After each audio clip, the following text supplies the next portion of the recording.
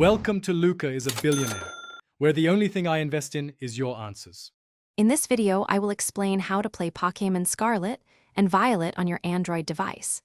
The only way to achieve this is through emulation, which allows your phone to mimic a Nintendo Switch.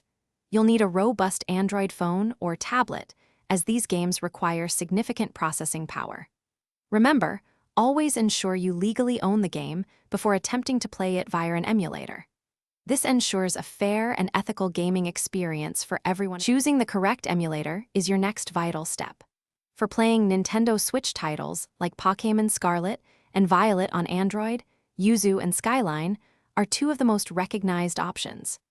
It's important to research which emulator offers the best performance and stability for your particular Android model. Always check for community feedback and ensure the chosen emulator actively supports the game's current version for the best experience. Now, let's talk about visuals and editing.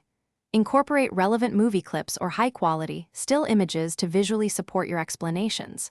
A fast-paced editing style is essential for short videos. Aim for cuts every 2 to 3 seconds to maintain engagement. Use clear, concise on-screen text for important names, dates, or specific details. These visual elements enhance understanding and keep your audience captivated throughout the video.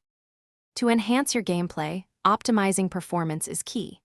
Experiment with the emulators, graphics settings, perhaps lowering resolution or texture quality to achieve smoother frame rates.